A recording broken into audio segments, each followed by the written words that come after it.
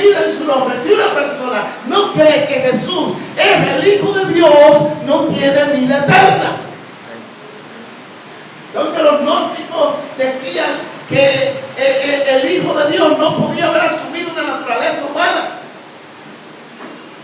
¿Por qué? Porque ellos decían que el cuerpo era malo, era pecaminoso, que el cuerpo era la prisión del espíritu, la prisión del alma, que el cuerpo era malo, que lo físico era malo, pero que lo espiritual era bueno. Si lo físico es malo, ellos decían, Dios no podía haberse hecho hombre. También decía que Dios, los gnósticos decían, Dios no creó la materia, sino que Dios se valió de un ser intermedio para crear esa materia. Así que negaban la creación por parte de Dios y negaban la encarnación. Y esos gnósticos estaban dentro de la iglesia. ¿Usted puede creer eso? Negando la encarnación del Hijo. Y por eso es, aleluya, que Juan hace tanto énfasis y él le dice claramente, estas cosas las hemos escrito para que ustedes crean que Jesús es el Hijo de Dios.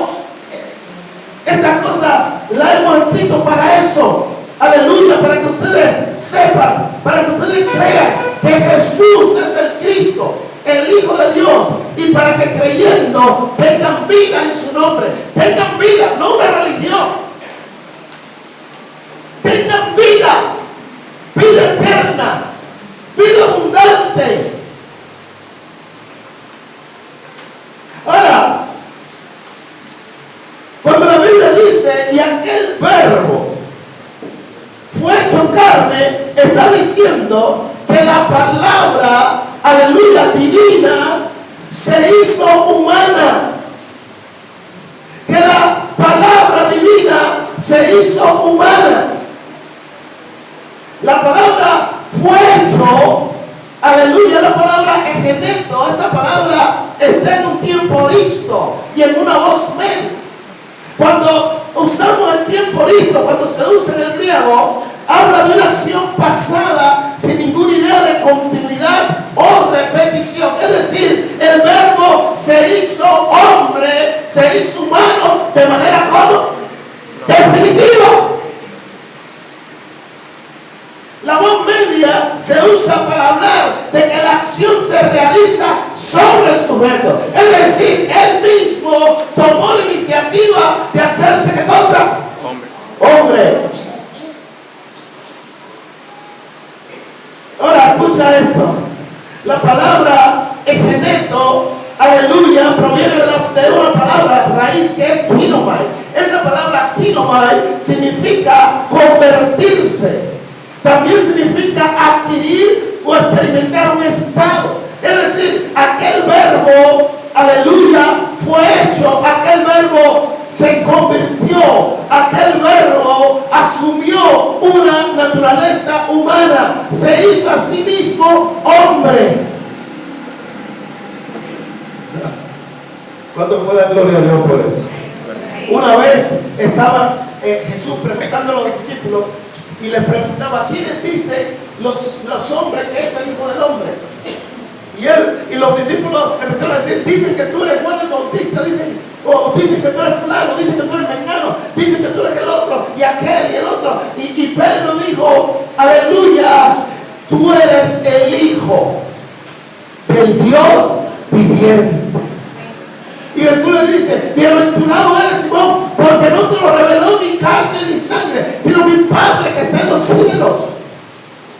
Pero ¿cómo es que Simón está viendo un hombre de carne y hueso? Que además, aleluya, se sabía que había nacido en medio de una familia. Conocían a su papá, conocían a su mamá, conocían a sus hermanos. Lo vieron mucha gente anciana, lo vio, aleluya, correr como cualquier niño y gatear y empezar a hablar como cualquier niño. Creer que Él es el Hijo del Dios viviente significa que usted cree que Él es Dios. Porque un hijo y un padre tienen la misma naturaleza. Si Jesús es el Hijo de Dios, Él tiene una naturaleza divina. Y esto significa que Él es Dios. Y el que no cree que Jesús es Dios, no puede tener vida eterna. Los herederos de los gnósticos son los testigos de Jehová. Ellos no creen que Jesús es Dios. Ellos dicen que Jesús es un ser creado. Pero si Jesús es un ser creado, no puede salvar. Y si Jesús es un ser creado y usted lo adora, usted es idólatra. Pero la Biblia dice que hubo un discípulo que no quería creer que Jesús había resucitado. Y Jesús, aleluya, cuando en cierta ocasión Jesús se le aparece a ese discípulo incrédulo y le dice: mete tu mano, aleluya, tu dedo en mi mano y en mi costado.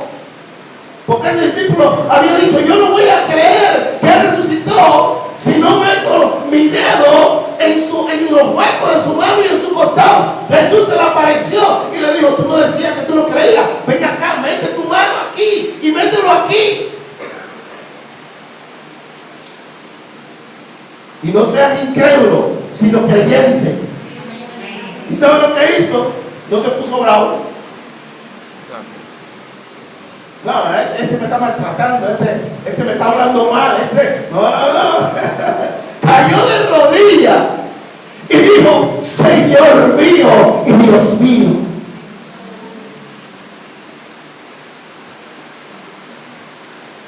En cierta ocasión, y vean cómo Jesús no hace un uso pleno y constante de esos atributos y esa majestad divina comunicado en su naturaleza humana, pero en determinado momento sí hace uso, aleluya, de esa majestad, de esa gloria divina y de esos atributos. Por ejemplo, Jesús termina de predicar porque los discípulos habían venido y estaban en la orilla con sus redes y habían pasado toda la noche pescando y no habían podido pescar nada.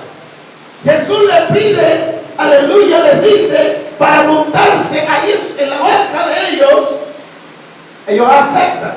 Jesús empieza a disertar y a hablar y a predicar el evangelio.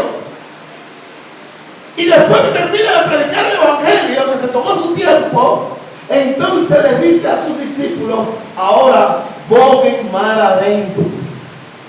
Cualquier pescador sabe que cuando el sol está así en su apogeo, no se puede pescar. No hay peces. Porque los peces no quieren estar ahí bajo los rayos del sol, quieren bajar un poco para mitigar esos rayos. Así que no era fácil pescar a esa hora. Pero Jesús le dice: pongan mano adentro. Y la Biblia dice, aleluya, que ellos echen las redes para pescar. Porque Jesús le dice: pongan mano adentro y lancen las redes para pescar. Y la Biblia dice, aleluya, que lanzaron las redes y la pesca fue extraordinaria. Una pesca extraordinaria que no podían con las redes. Esa fue una pesca milagrosa. Aleluya, porque no se puede pescar, aleluya, cuando los rayos están en su apogeo. Y los discípulos, en el momento que ellos salieron, que era la hora adecuada, no habían pescado nada. Pero cuando Jesús les habló y les dijo: pongan mar adentro para pescar, ellos lo hicieron por fe, creyendo en su palabra, y la pesca fue milagrosa. ¿Usted puede decir amén? Amén. Aleluya. La Biblia dice que el verbo fue hecho carne. La Biblia dice en 1 Timoteo 3:16: indiscutiblemente grande es el misterio de la piedad.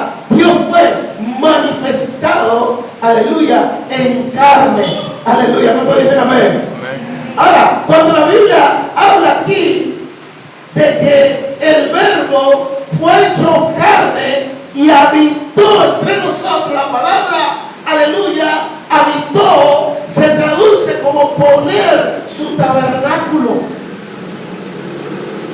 Poner su tienda, poner su tabernáculo. Lo que hizo el verbo, aleluya, es poner su tabernáculo entre los hombres. ¿Por qué tabernáculo? Porque el tabernáculo de Moisés tenía un lugar que se llama un lugar santísimo, donde estaba la gloria de Dios, aleluya, entre los querubines.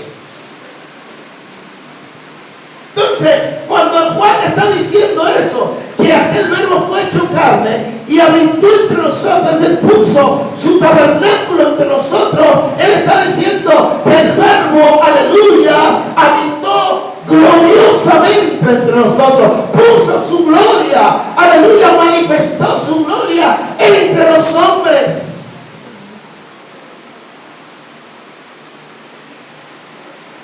Qué maravilloso saber que el verbo, aleluya, al encarnarse, aleluya, decidió manifestar su gloria entre los hombres para salvar a la humanidad. Para salvar a la humanidad, simplemente para eso, para rescatar a los que estaban perdidos. Habitó entre los hombres, puso su tabernáculo entre los hombres, y por eso es que Juan dice, y vimos. ¿Qué cosas fueron que vieron? Escucha esto, normalmente usted puede ver la gloria de Dios en su creación, en lo que Él ha hecho. Pero Juan está diciendo más que eso.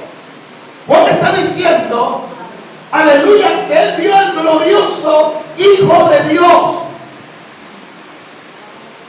Vio al glorioso Hijo de Dios haciendo milagros, haciendo prodigios. Pero no milagros y prodigios en el nombre de alguien, sino milagros y prodigios en su propio nombre. Entonces, él dice, y vimos su gloria, pero el momento en que vieron la gloria en su máxima expresión fue en el momento de la cruz. Aquí fue cuando la gloria de Dios se hizo más intensa. Él dice, y vimos su gloria, gloria como la del unigénito del Padre, lleno de gracia, de favor inmerecido y de verdad. ¿Tú puedes decir amén, amado? Ahora, por eso es que, aleluya, le enseñamos acerca de la comunicación de los atributos. Porque cuando el verbo se asume una naturaleza humana, la naturaleza divina le comunica verdadera y realmente propiedades, aleluya, divinas, propiedades de la naturaleza divina, propiedad de la naturaleza divina a la naturaleza humana. No es que la naturaleza humana se vuelve divina, no, es que recibe, aleluya, atributos y majestad, aleluya, a manera de dones. No es un mejoramiento, es una comunicación a manera de dones. Esa naturaleza humana sigue siendo humana. ¿Qué dice Ariel? Aleluya, esas dos naturalezas están unidas, no se forma una tercera naturaleza, como lo hablaban los griegos, que decían que Hércules era un semidios, que Aquiles era un semidios. No, Jesús no es un semidios, Jesús es un hombre, pero Jesús también es, ¿qué cosa? Dios. Y esa naturaleza, amado, aleluya, humana, y esa naturaleza divina están unidas. Pero la divina le comunica a esa naturaleza humana atributos y majestad. Y por eso es que el verbo dice que Él tiene autoridad para juzgar a los hombres como hijos del hombre.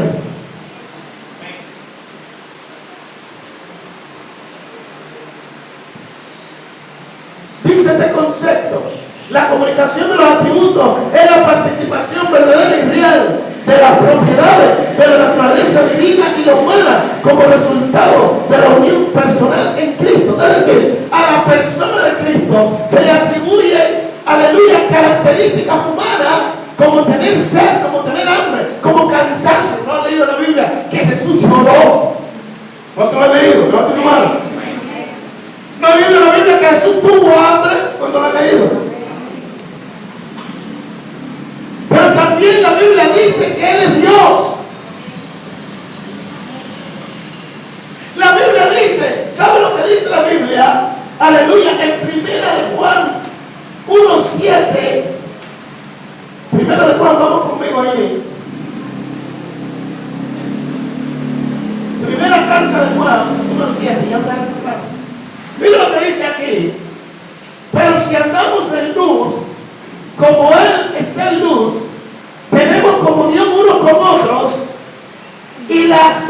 sangre de Jesucristo, su Hijo, nos limpia de qué? La pregunta es, cuando la Biblia habla del Hijo, ¿a qué naturaleza se está refiriendo? A la naturaleza. A la divina. A la naturaleza humana, dice que ¿a qué naturaleza? Divina. Divina. Porque Hijo con mayúscula está apelando a que Él es el Hijo de quién? De Dios. Y como es el Hijo de Dios, tiene una naturaleza como divina. Pero cuando habla de sangre, ¿a qué se refiere? A la naturaleza humana. A la naturaleza humana. Entonces dice, la sangre de Jesucristo. Cuando usa el término Jesucristo, se está refiriendo a la persona, a la naturaleza humana con la naturaleza divina. No entendí. Dice que la naturaleza humana. A las dos. Pero dígame, a la persona. A la persona se le atribuyen atributos de la naturaleza divina y atributos de la naturaleza humana. Solo a la persona se le atribuyen, aleluya, características o propiedades de la naturaleza humana y características o propiedades de la naturaleza divina. La Biblia dice, mire lo que dice, que la sangre de Jesucristo, su Hijo, nos limpia de todo pecado. ¿Sabe lo que está diciendo? Que esa sangre, ese sacrificio, no está hablando de sangre, hablando de hemoglobina y de fluidos corporales. No es fluido corporal, no es hemoglobina. ¿Qué más tiene la sangre? Plasma. No está hablando de plasma. Está hablando de qué? De sacrificio. Lo que está diciendo es que el sacrificio de Jesucristo, el Hijo de Dios, tiene poder para limpiarnos de algunos pecados. Tiene poder para limpiarnos de todo pecado. ¿Cuánto da gloria a Dios por eso? Amén. ¿Sabe lo que está diciendo? Que su sacrificio es omnipotente. Que su sacrificio tiene absoluto poder. Que si yo me acojo al sacrificio del Hijo, no importa quién yo sea, no importa lo pecador que sea, no importa lo maligno que yo haya sido, lo asesino, lo traidor, lo rebelde, no importa lo adúltero o lo fornicario, no importa, porque su sangre tiene poder para limpiarme de todo pecado. Y ahora puedo ser libre. Ahora puedo ser libre. Y no libre entre comillas, libre de verdad.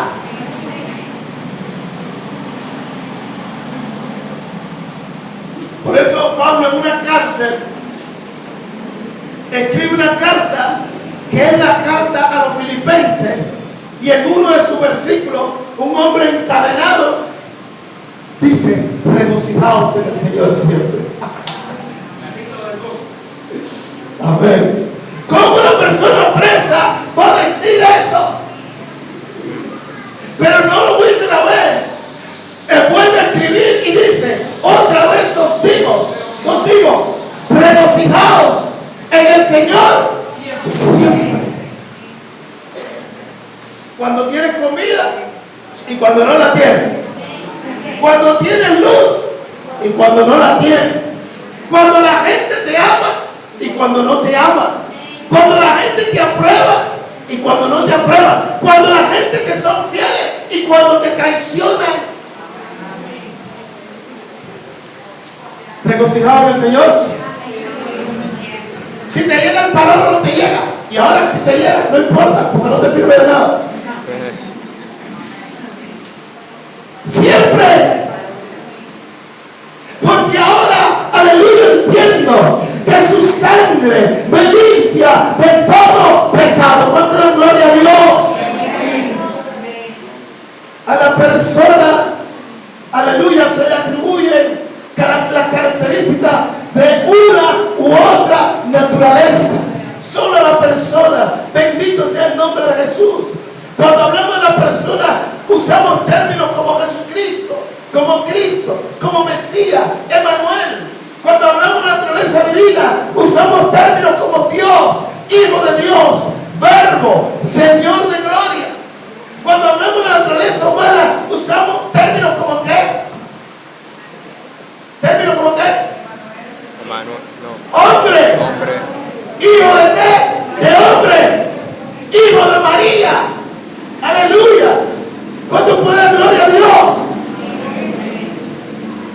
Bendito sea el nombre de Jesús. Ahora, es importante que nosotros entendamos lo que la Biblia está diciendo. La Biblia dice claramente: Jesucristo es el mismo ayer, hoy y por los siglos. Cuando usa el término Jesucristo se refiere ¿a qué? A la persona. Y cuando dice que es el mismo ayer, hoy y por los siglos, ¿a qué atributo de la divinidad se está refiriendo? A su inmutabilidad. Lo que está diciendo es que Jesucristo no cambia. Amén. Yo me acuerdo que antiguamente la gente decía: hoy amanecí con el moño virado. Y cuando la gente amanecía con el moño virado, ni lo miren.